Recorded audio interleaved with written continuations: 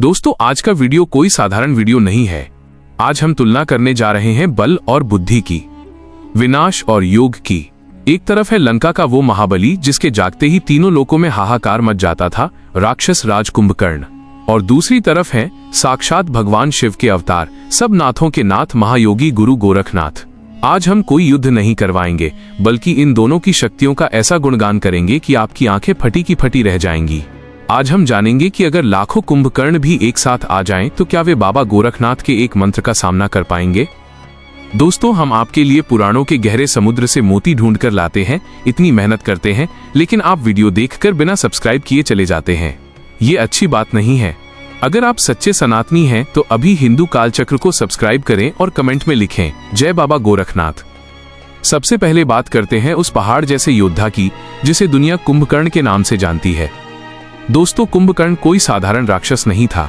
रामायण गवाह है कि कुंभकर्ण के पास वो शरीर था कि जब वो चलता था तो धरती भूकंप की तरह डोलने लगती थी। वो इतना विशाल था कि समुद्र को एक छोटे तालाब की तरह लांघ सकता था। उसकी भूख का क्या कहना।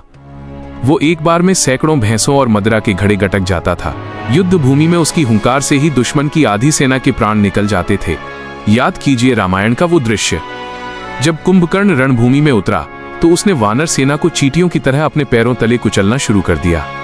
बड़े बड़े योद्धा उसके सामने टिक नहीं पा रहे थे। यहाँ तक कि सुग्रीव, जो स्वयं महाबली थे, उन्हें भी कुंभकर्ण ने एक खिलौने की तरह अपनी बगल में दबा लिया था और उठाकर ले जाने लगा था। स्वयं पवन पुत्र हनुमान जी भी जानते थे कि कुंभकर्ण को बल से हराना लोहे के चने चबाने जैसा है। कुंभकर्ण के पास मायावी गदा और शूल थे। वह युद्ध में बड़े बड़े पहाड़ उखाड़ कर फेंकता था। वह बड़े बड़े पेड़ों को मूली की तरह उखाड़कर शस्त्र बना लेता था।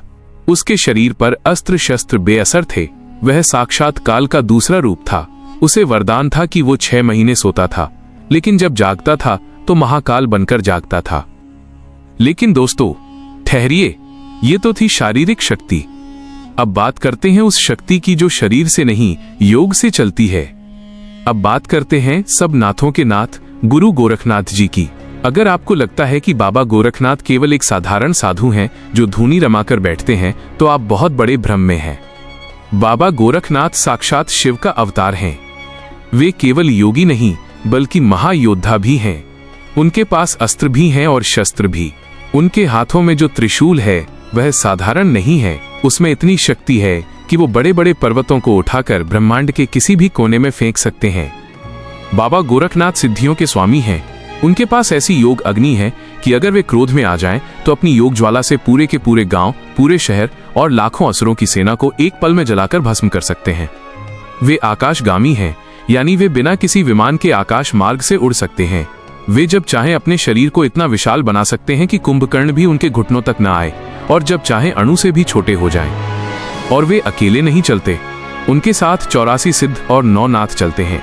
उनके पीछे 1484 चेलों की ऐसी फौज चलती है जो काल को भी चुनौती दे सकती है। बाबा गोरखनाथ का क्रोध प्रलय के समान है। अगर उन्हें क्रोध आ जाए तो वे सृष्टि को उल्टा पुल्टा करने की क्षमता रखते हैं। तो अब असली सवाल, अगर कुंभकर्ण और गुरु गोरखनाथ का सामना होता तो क्या होता। दोस्तों, कुंभकर्ण के पास बल है, लेकिन गोरखनाथ जी के पास ब्रह्म बल है। शास्त्र कहते हैं कि कुंभकर्ण जैसे योद्धा को मारने के लिए आपको भुजाओं की ताकत चाहिए, लेकिन बाबा गोरखनाथ को भुजाएं हिलाने की भी जरूरत नहीं।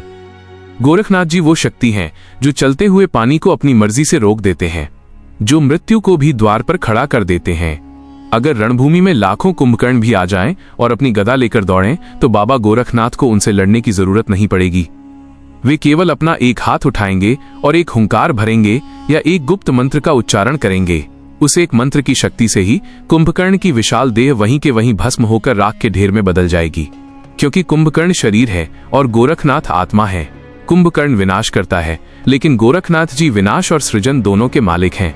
उनकी योग शक्ति के आगे कुंभकर्ण की राक्षसी माया एक दिए की लौ की तरह है जो सूरज के सामने नहीं टिक सकती।